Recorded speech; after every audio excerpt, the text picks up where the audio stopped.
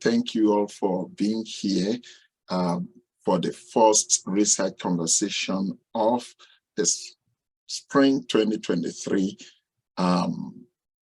It's really, really a pleasure on behalf of A.J. Rod and Laura Girardot.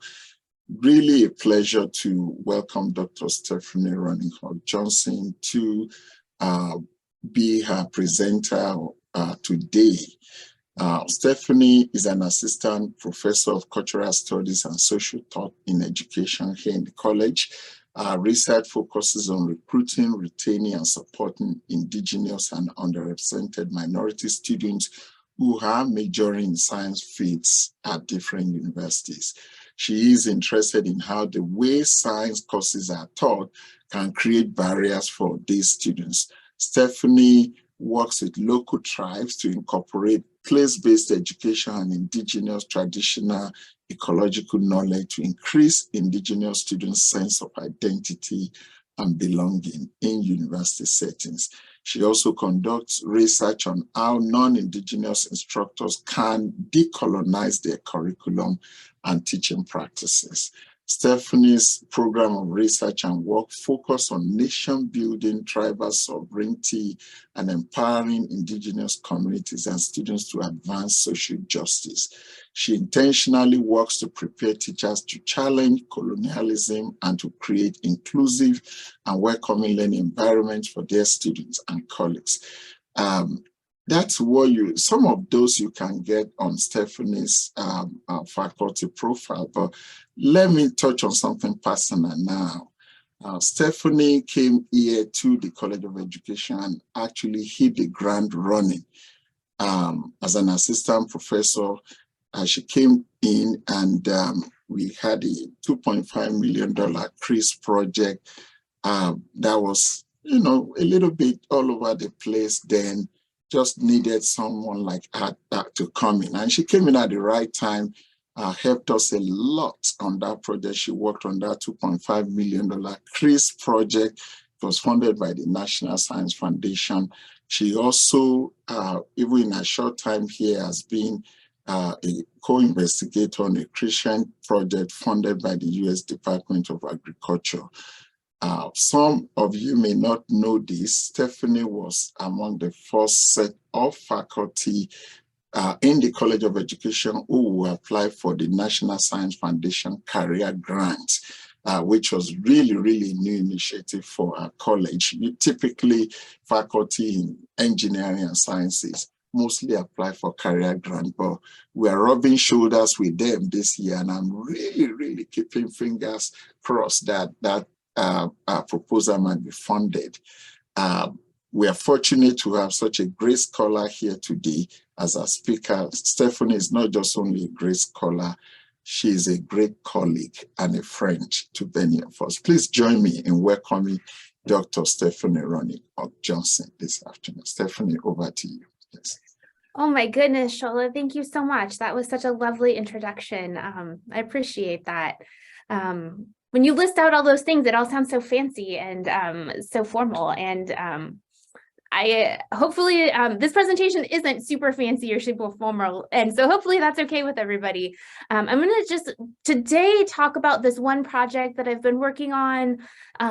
It's in process and it's still kind of messy and there's lots of moving pieces and parts, but it's really interesting and it's something I care a lot about. And it kind of goes along with all of those things that Shola was saying that I work toward and that I work on, and that I hope that the work that I do is helpful to Indigenous folks and others. So let me just jump to my next slide. All right, so I'm going to tell you a little bit about this research project that I have been working on. Many of you know that I was in Costa Rica in December on a research trip. And so it made the end of a fall semester a little bit on the interesting side, because the last week of classes coincided with that Saturday I flew out. So I wasn't even here for finals week. So it was a little crazy there at the end, but it was well worth all of the craziness and the effort. So a little bit of the logistics of this this particular trip that I took, and then I'm going to kind of take a step back and tell you a little bit of the background as well. So this trip to Costa Rica, and let me also say this picture of this toucan, the research station that we stayed at, they have, these toucans are endemic to the area, and they come at breakfast every morning. The crew puts out bananas at breakfast every morning for these toucans. So this is a photo of a toucan as I was standing there as the photographer was clicking the picture of this little guy. So it's a really incredible place. So we spent 7 days at the Las Cruces. It's a biological research station. It's in the mountains in Costa Rica. I'll show you a map in a minute of kind of exactly where it is. The trip itself, we had 3 travel days, I'm sorry, to get there, and then 2 travel days to get home. So the total trip was 11 days, but we had 7 full days at the research station. We had 12 undergraduate students that were kind of the focus for this trip, the reason that we did this trip.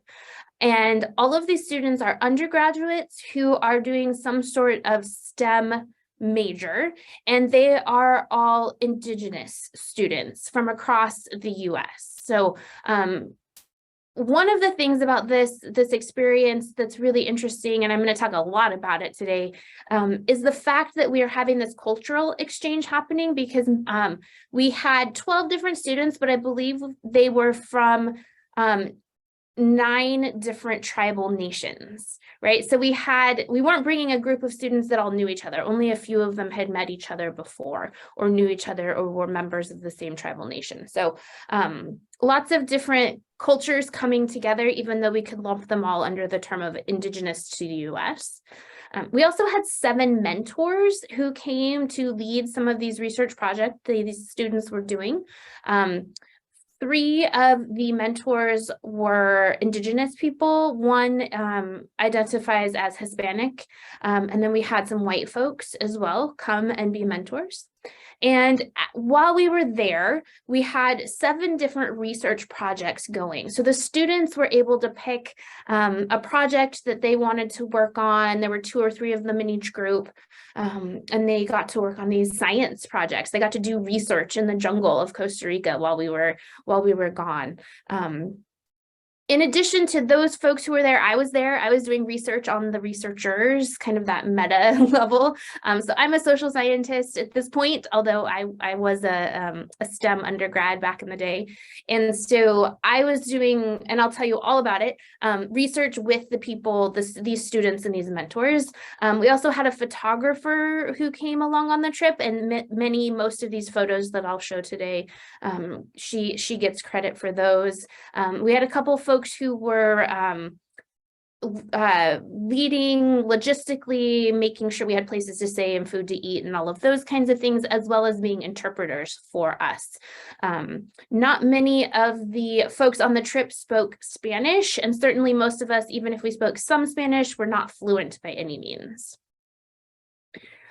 So we stayed, this photo here on the left, that is the last entrance to the Estación Biológica Las Cruces. I'm standing there because, you got to take a selfie or 2 when you're in a foreign country.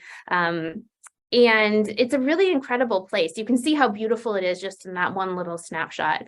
And then on the right, I have a map of Costa Rica to kind of give you some sort of context for where we actually were staying.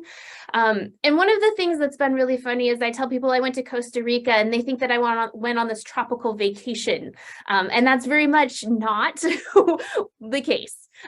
So we were, if you look at this map, Costa Rica is in the middle, and Panama is the country to the southeast. And so we were, if you can see my cursor, we were right down here, very close to the Panama border. If you see this little town called San Vito, that was the closest town to the research station, although we certainly weren't in town by any means. So we were really close to this border down here.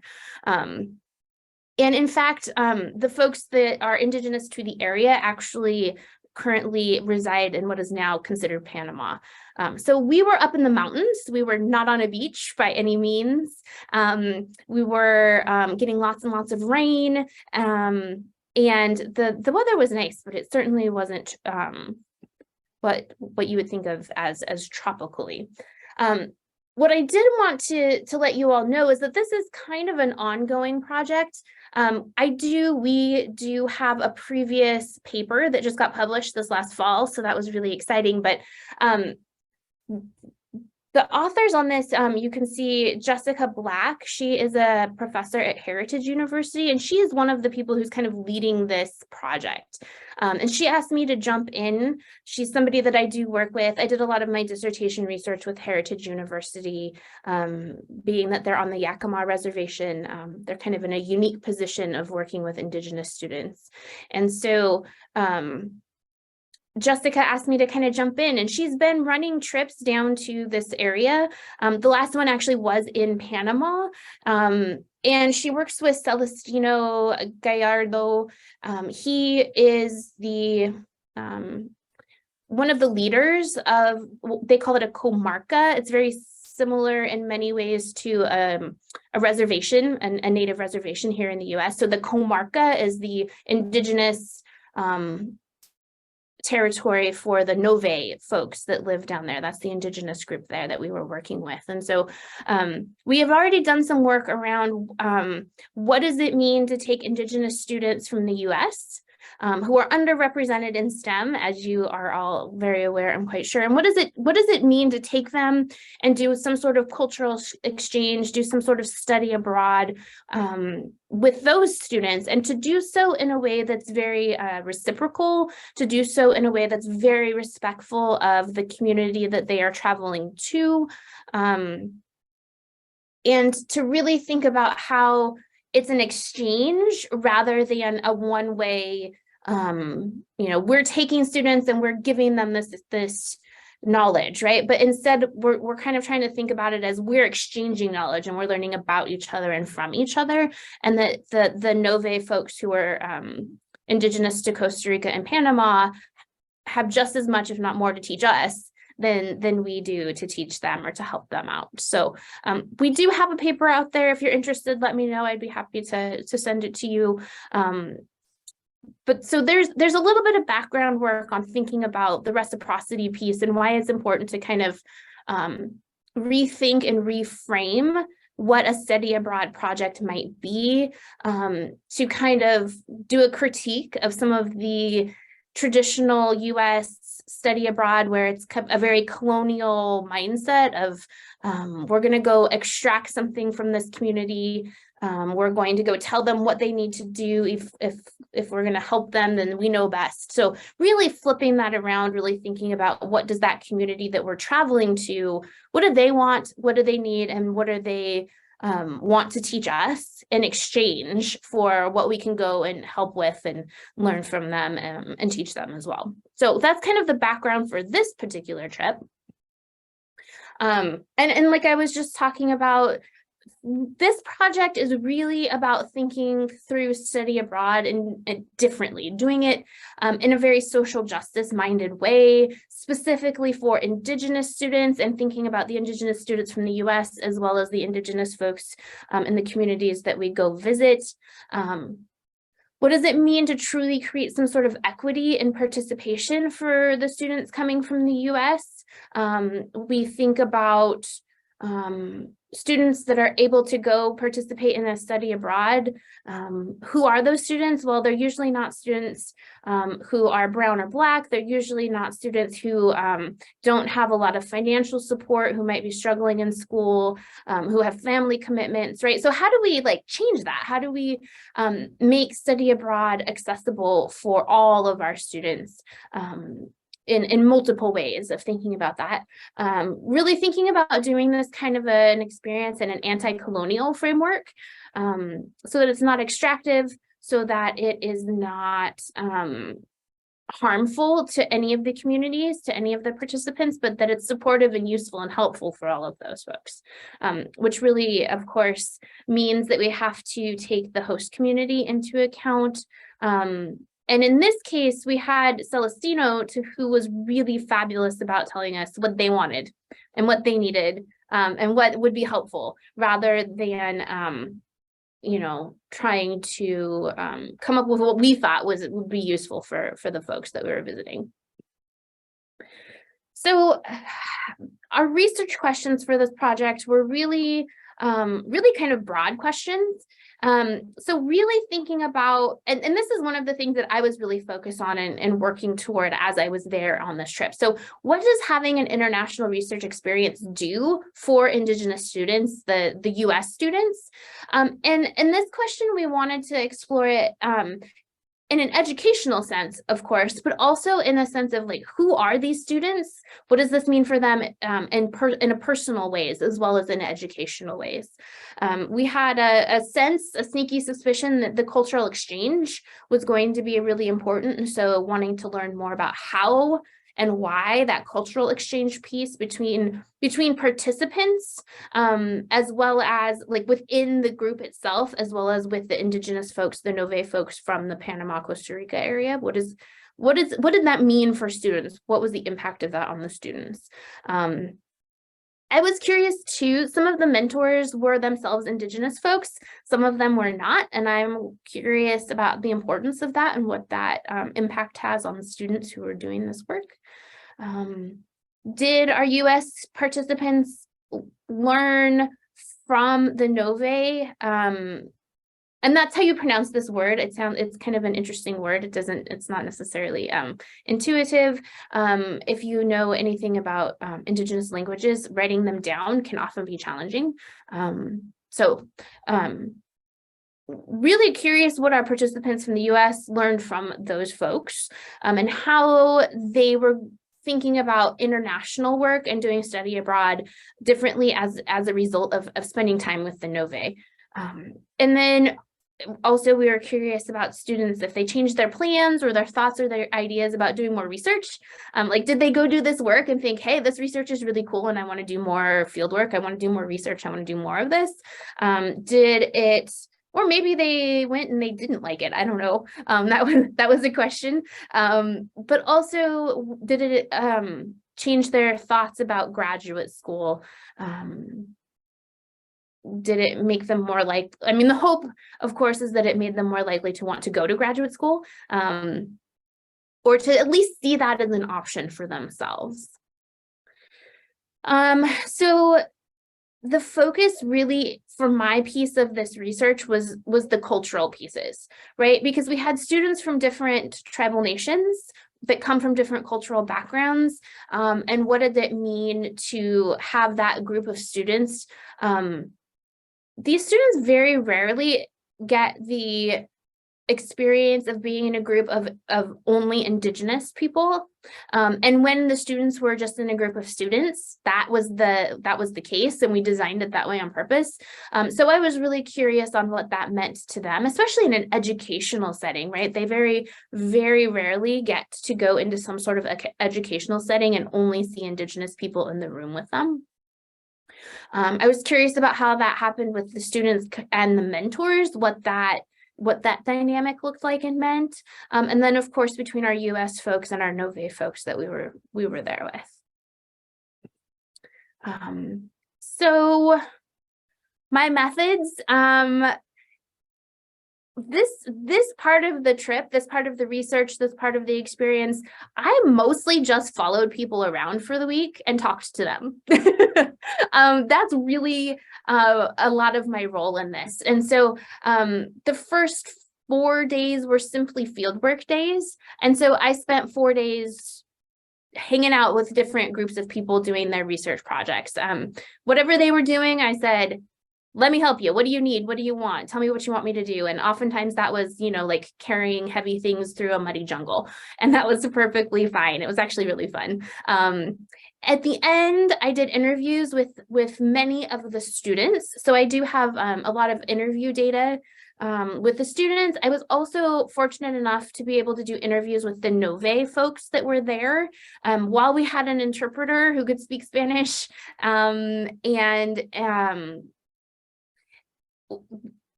there's some really interesting findings coming out of that piece as well. So I got interviews with them. I'm in the process of setting up some more interviews. I want to do interviews with the mentors.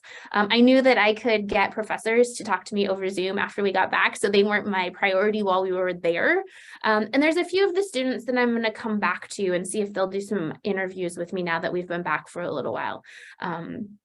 And kind of do some follow-up after the fact, now that they've kind of had a chance to think about this experience that they participated in.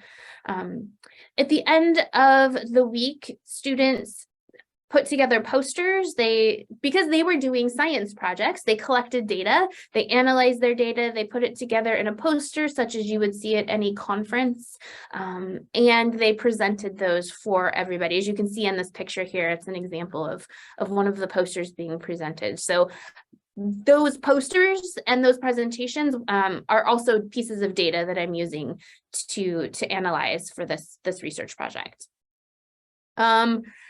I spent a lot of time this week building relationships. It's a huge part of the way that I do my work, is to build relationships with folks, so that we can share our stories and we can talk to each other and we can trust each other, and we can build things going forward. A lot of the work that I do with Indigenous folks takes a long time, because you have to have a relationship with those folks in order to really do this work in a way that is respectful and in a way that is authentic. So this is just a picture of, I was out with a few people. Like I said, I spent the week out being muddy and wet, and it was the best time ever. So I had to throw that picture in there for you as well. So at this point, I am doing my initial data analysis. It is by no means anything other than initial. So very preliminary. And what I'm seeing is interesting. It's some of the things that we thought that we would see, and there are some different things in there that we kind of are surprised by, which actually is the more interesting piece, I think. So the students are seeing themselves a little bit differently than they did before they had this experience. And one of the things that's interesting, and I need to do a lot more analysis on this, but in the US, these Indigenous students are often, they are members of an oppressed group, and they can see that they don't carry privilege the way many white people do in their academies, right?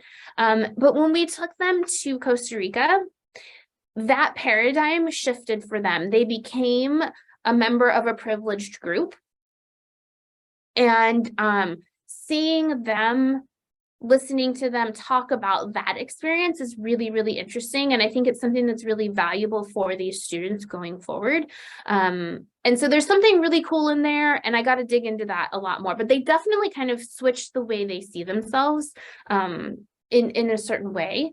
The ones that could speak Spanish, and in the US, that wasn't always a positive or always appreciated. When they went to Costa Rica and they were one of the few people that could speak Spanish, that was a positive, even if it wasn't perfect, even if they weren't completely fluent, right? It was very much a skill that was needed and necessary. And so they were able to see what they could do in a different light than they could when they were at home.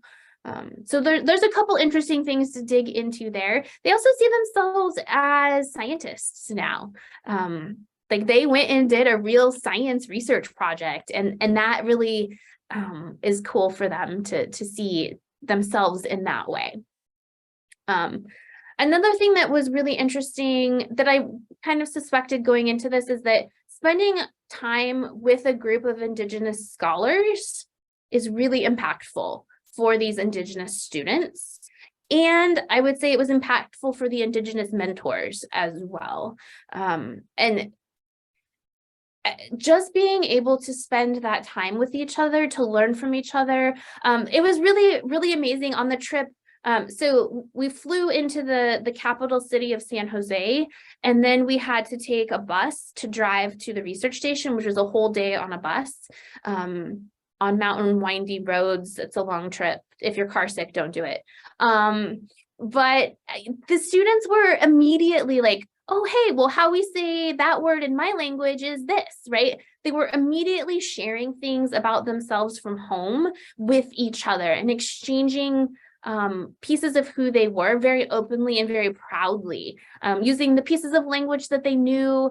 Some of them were almost fluent in their Indigenous language, and some of them only knew a word or two in their Indigenous language, and it didn't matter. They were loved and accepted, and they wanted to share that with each other, which was fabulous. I was really curious about having an Indigenous mentor versus having a white mentor and what that would mean for students. And it's kind of mixed. I don't have a really solid answer on that yet. And one of the things that came out of this was that the mentors who are white are also faculty at institutions who serve Indigenous students. And so they already have a lot of experience and a lot of investment in doing good things for Indigenous students. And so I'm not sure how that might change the results with this data. It was very heartening to see that this, and the students were like, "What? I don't care that they're white. They're great. They're helping me out. They're teaching me these things. That's what I need them to be here for me for." So definitely something I want to dig into a little bit more and talk with the students about again. Having the Ngäbe, we had Celestino. He's kind of important in the governmental structure of the comarca, and he really is instrumental in setting up a lot of these exchanges because he feels like they're important. He's very much a politician, so his perspective was really interesting to have there. We had Don Armando. He is a medicine man. He's an older man. He's in his 80s, and he was willing to come and teach about traditional medicinal plants and their uses and their preparation. One of the projects actually was cataloging some of the medicinal plants because that's what he wanted to have happen. That was his goal. So we were like, well, that's what you want. We will do that for you, with you, support that, facilitate that, you know. So that was really, really fabulous. We had a couple of women who were there. We had Lucia and we had Ira, and the dynamics with them were really interesting when they were all together, all four of them as a group. The women very rarely spoke. And then I was able to get to do interviews with them, and the group of people who were chatting were all women, and they opened up and they had so much to say about their comarca, about their living conditions.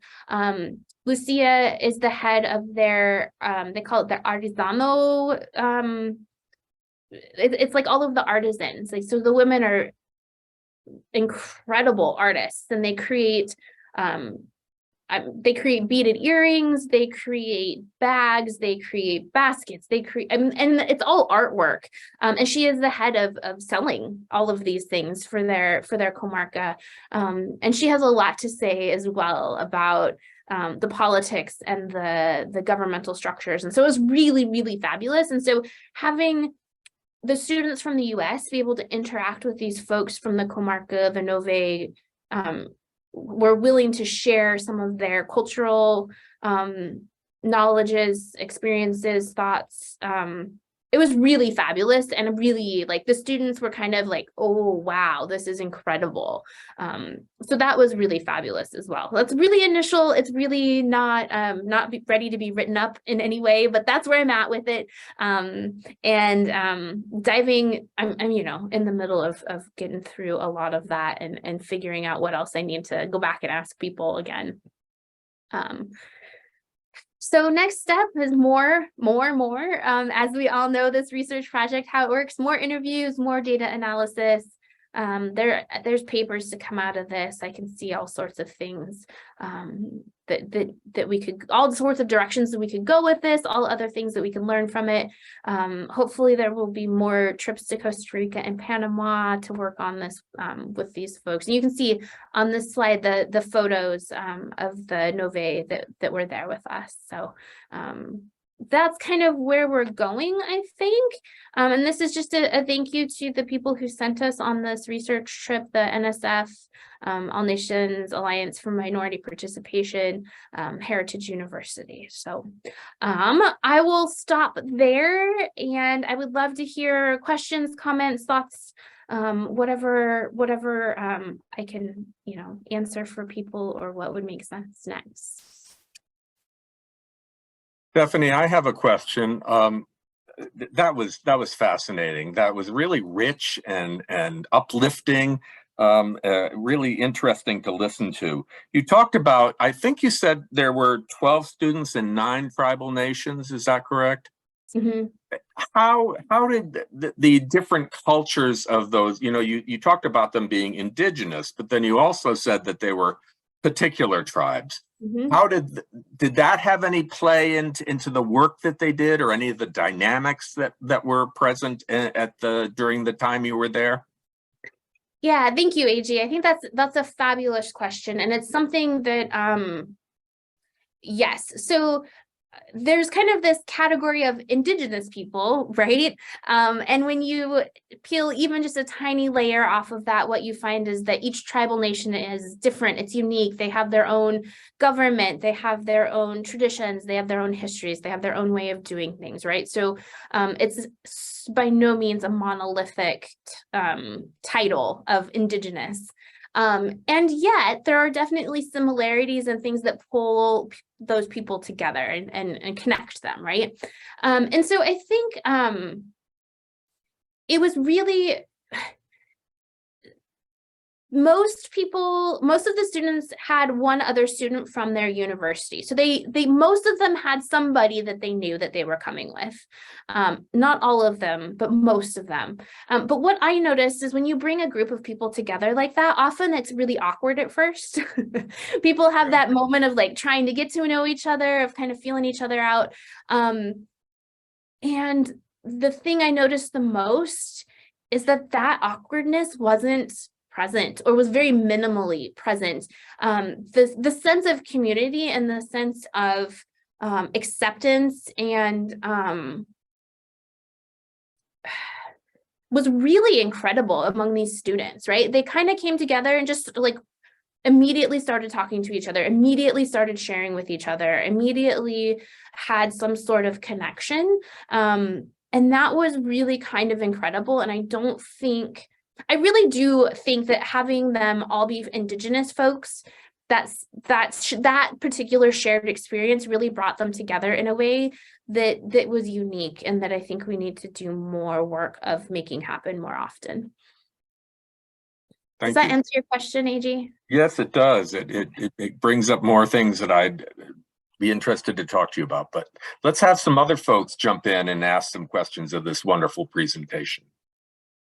Anne-Marie. Yeah, thanks so much. Thank you, AG. Thank you, Stephany. I agree with AG. That's very inspirational work that you're doing. I was curious how you chose Costa Rica, or how Costa Rica became your host location. Yeah, thank you. So I personally had nothing to do with it. So Jessica Black is a professor over at Heritage University, and she really is the one. She works with Salish Kootenai College, with Steve Dupuis over at Salish Kootenai College, and they put together this program. And it's been running for over a decade at this point. And there's a really long history, and this is one of the things that when you, as you well know, I'm sure, when you work with indigenous people, having those relationships and having that history is really, really important. So Jessica's dad was a professor at Heritage University, and he was the one who initially put together some of these relationships. He did a lot of work with folks in Panama, actually.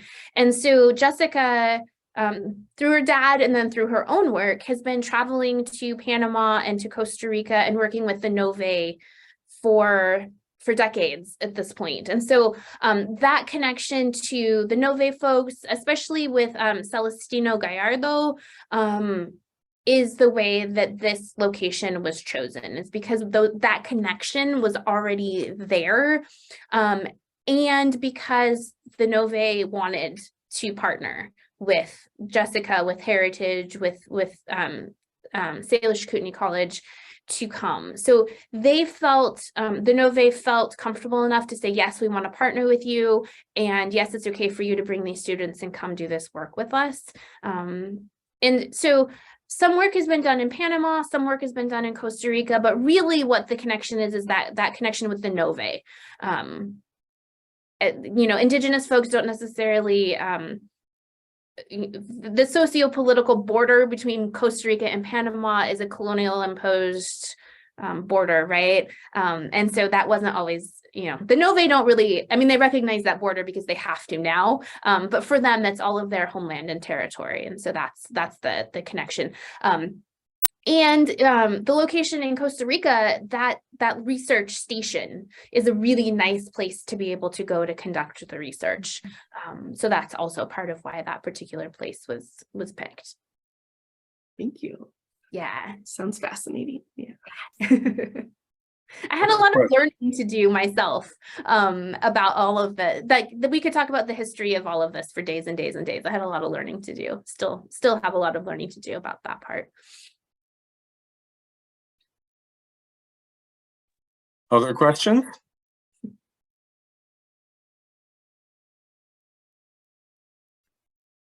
Sure. I could Sarah. ask AG. Thanks, AG. And thank you so much, Stephany, for your presentation. It was just so fun to listen to and see the photographs and hear about that wonderful work. This is just a small question, but I was just wondering how, I guess how the different students were selected. And then also, I can't remember if you said it, so I apologize if you did. Were some of them in STEM fields already, or were these students from, were they in a variety of different, I'm just curious about the students. And then I know we don't have a lot of time, but I would love now or in the future to hear more about the research projects that they did.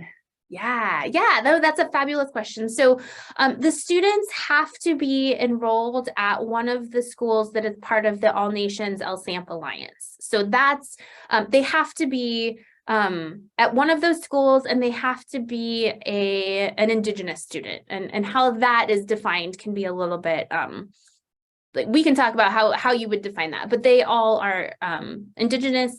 They're all students at one of those schools. So schools like Dene College or not Yakima, Heritage University or Salish Kootenai College or there's a number of them, right? But they have to be enrolled at one of those schools, and yes, they have to be a STEM major of some sort. So they are all science people already, and the process to go is, if they meet all those requirements, they fill out an application. Their professors, many of the professors at those schools already know about this program because it's been going long enough. So the professors will encourage them to apply. A lot of them had friends who'd done it in the past, or cousins who'd done it in the past, or something along those lines. We had a student from University of Idaho who went because we were like, hey, you should go do this. It's really a lot of the connection of relationship, word of mouth, that kind of thing. Same actually for the mentors. They have to apply as well.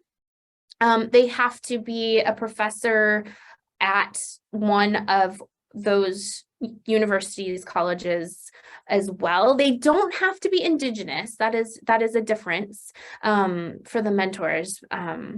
So everybody's a science person that goes, which for me, I do the social science thing now, but for me, it was really exciting because when I was in undergrad, I was in forestry. And so it feels like a little bit of home. the projects that they were working on, gosh, they were so amazing. We had a bunch of water. We had 2 or 3 water projects that were happening, water quality, invertebrates in the water, that kind of thing.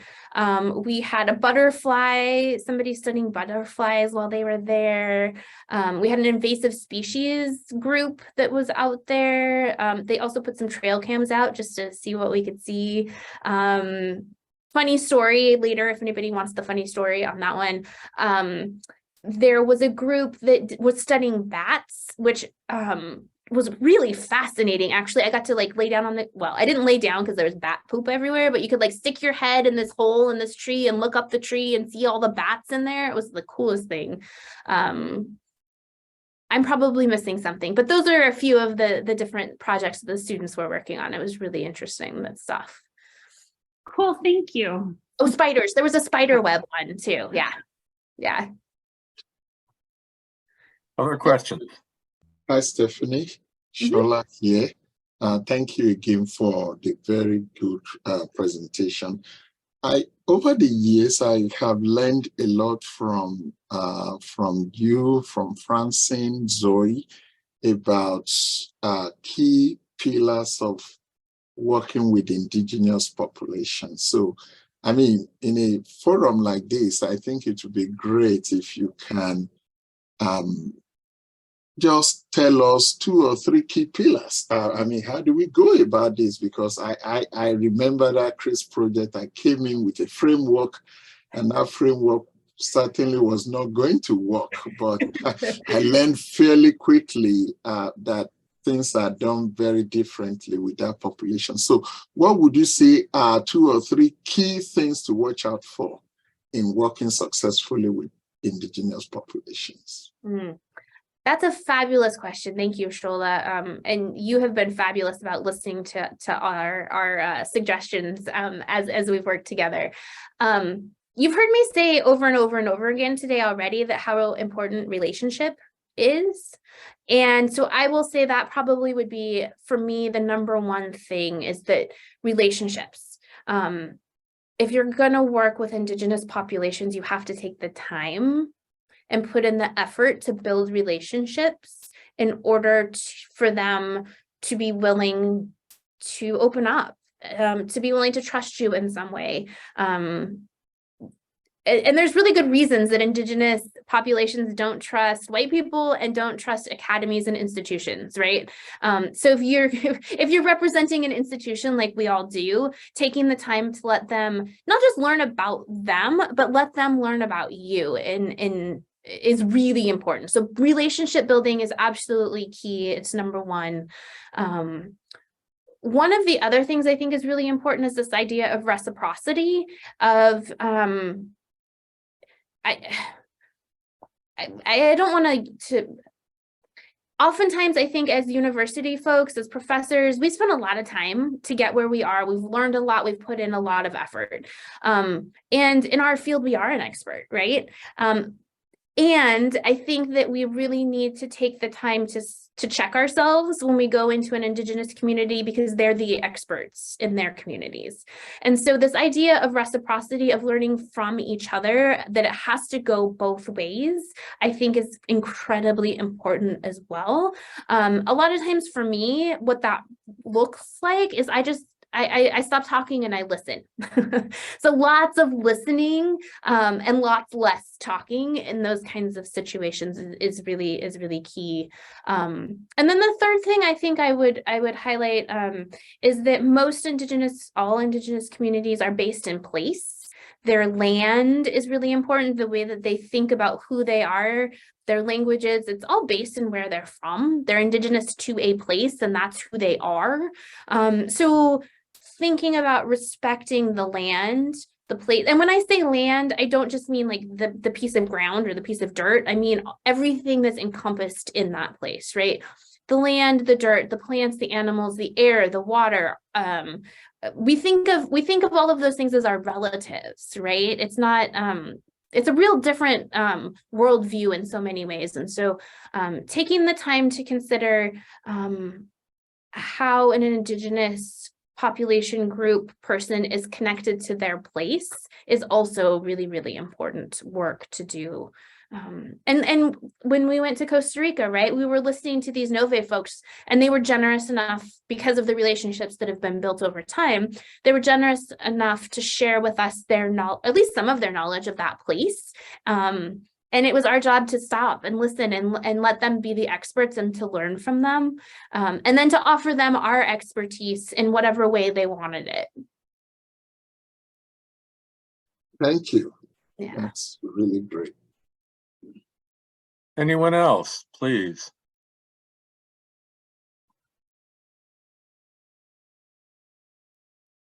Well, I have another question. These 7 research projects, were they, some of them ongoing?